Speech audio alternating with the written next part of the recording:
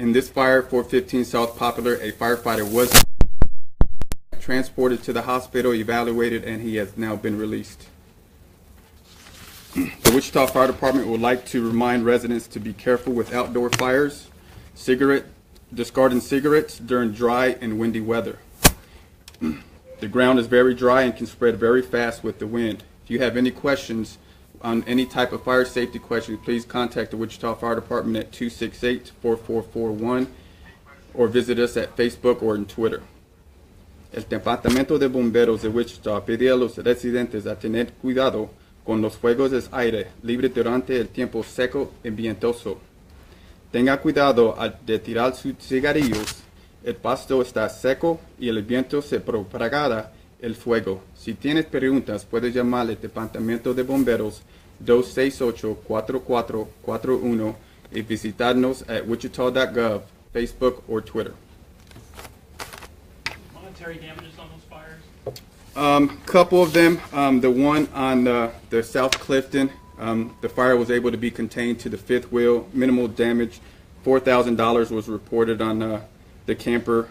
$1,000 on the contents.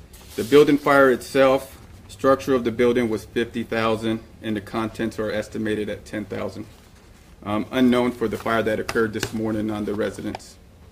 The firefighter who was hurt, what kind of injuries? Not able to disclose any type of injuries, but nothing was life-threatening. He's been evaluated and released. Thank you.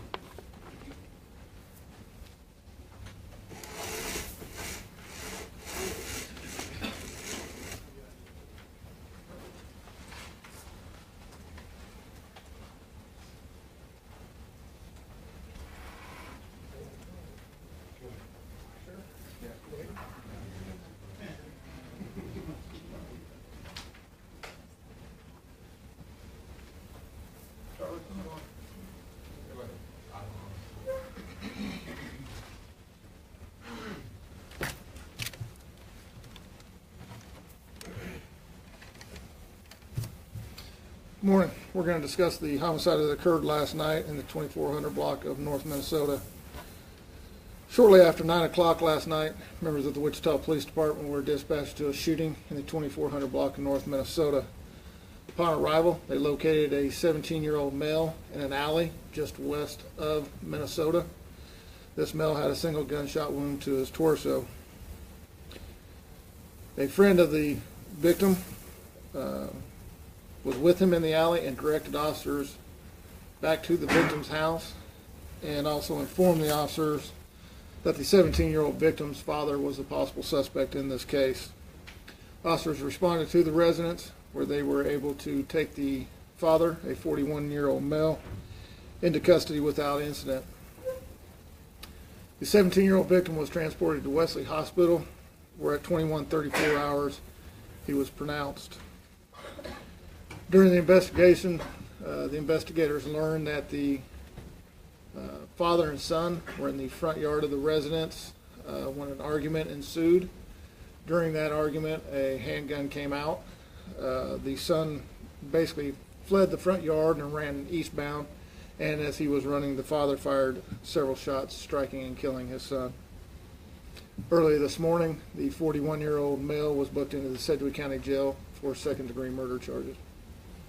Any questions? Can you say what the argument was about? We're still trying to determine that. We've had several different stories on what it was actually about. So shot him in the back while he was running away? We're still trying to determine that. It looks like that's possible, yes. Did they live together? Yes, they did. Anyone else home? There was a third individual in the front yard with them. That individual does not live there. The other two children that lived there, both teenagers, were not at the residence when this happened. Where did the father go after this happened? Father went back inside the residence, and when officers showed up and called him out, he came out.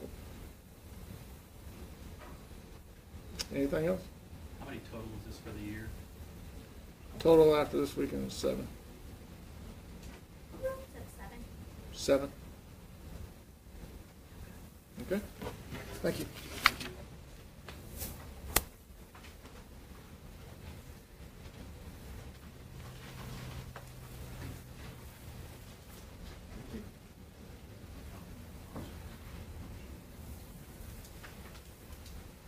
Well, good morning. Gordon Ramsey, Chief of Police. Just wanted to talk, provide a little more information on the officer-involved shooting that happened Saturday night on the 18th.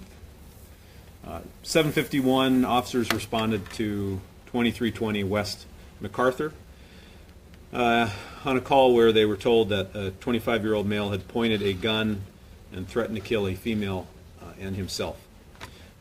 When officers arrived, they located the female victim outside of the residence and began speaking with her.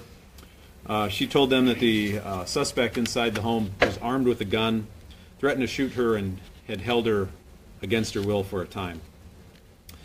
As the officers were taking her statement, they began formulating a plan on how to get the subject out of the house peacefully when he exited the home. The suspect initially walked towards officers with his hands up, and then shortly after put his hands down, turned around, and began walking back toward the house. Canine Rooster was deployed to keep him from going back into the house, as he had committed a violent felony, and we don't like subjects to go back into the house. Officers were unsure if there was other people in the home and potentially have access to weapons. As he turned around and headed back to his home, one officer saw that he had a handgun in his waistband and notified the other officers by shouting it out. The canine at that point had reached the subject and grabbed a hold of his leg and was holding him before he got into the home. That was the plan of deploying the canine, to keep the subject from going back into the home. As about that time, the subject turned back around toward the officers and began reaching for his gun. The officer who had seen the gun in the waistband noticed that he was reaching for it and was grabbing for it, and again shouted to the other officers. About that same time, the officer who saw him reaching for the gun as he turned around fired, as did the suspect. That officer who saw him going for the gun first fired 4 times at the suspect. That officer is a 11-year veteran. A second officer sees the muzzle flash coming from the suspect's handgun, believes he's being fired upon, and shoots 3 times. That officer is a 2-year veteran of the department. Both of these officers are currently on administrative leave, which is standard protocol. The suspect was transported to an area hospital where he died a short time later, and he has been identified as Kevin C. Perry, P-E-R-R-Y, 315 of 92.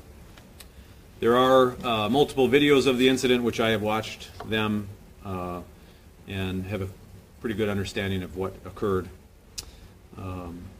Wanted to talk a little bit about the canines and their vests and what happened here. Obviously, this is the first canine in the organization's history to die in the line of duty.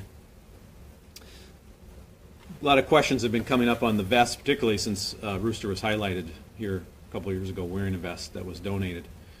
These vests are hot and heavy. Now the canine officers train in them and get the dogs used to them, but the reality is that just like we don't really like to wear the vests, the dogs don't either, and the dogs begin to chew on them and after a time, and we just don't keep them on them at all times.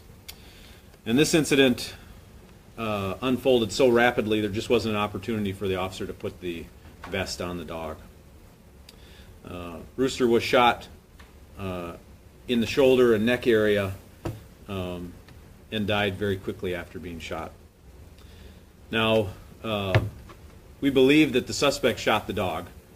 We can't say for certainty until the necropsy and further review of evidence, but based on the video that we see and some evidence at the scene, preliminarily it appears that he was shot by the suspect. Currently, investigators from Wichita PD and Sedgwick County District Attorney's Officer are actively investigating this case. It is unfortunate for everybody involved, the suspect's family and loved ones and friends, as well as the officers that were involved with this, and especially the handler of Rooster. So that's a little synopsis. That's about what I can give you at this time. We're trying to get some stills for you of the incident, and we're having printer problems, but we hope to get those here for you shortly. Can you Go talk ahead. about why Kevin Perry was holding this woman hostage and threatening her with a gun? They were in some type of a relationship, and a dispute over some issues with, I believe it was some money or money owed or an item. We'll be able to get any video of that incident. We're going to give stills at this point while we're investigating it. Hey, Chief, so the body vests are kept in the car. Correct. And then when it's deemed necessary, then put onto the K-9. Yes. And the K-9 does its job. Correct. Is there any indication from where Rooster was shot that this vest would have protected him? It's difficult to say based on what we saw at the scene. It may have, it may not have. I haven't seen a picture of exactly where it was, but I guess probably after that necropsy we'll know better where it exactly happened, and if not, it would have saved it. But the reality is that there just wasn't time to put that on. You know, this handler deeply loves this dog, as do all of our handlers. You know, they become part of their family.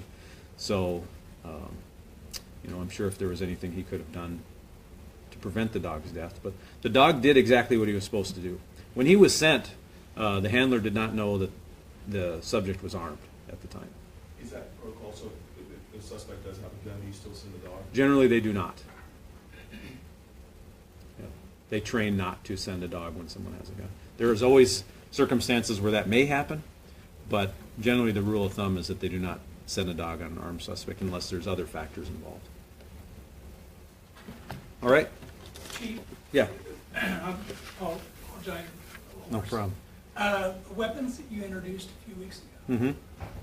could something like that have been used? I don't know how, Yeah. that time when he came out with his hands up. So remember what I talked about. They were formulating their plan on how they were going to address this to get him out peacefully and take him into custody. These things unfold so rapidly, and this one particularly, that it just doesn't appear that that was an option, right? And these are the tough positions that our officers are put in all the time, making split-second decisions.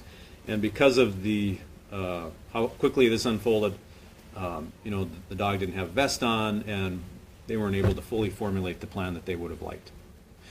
We didn't determine the outcome. The suspect determined the outcome in this case. Okay? Thank you. That's all I have today.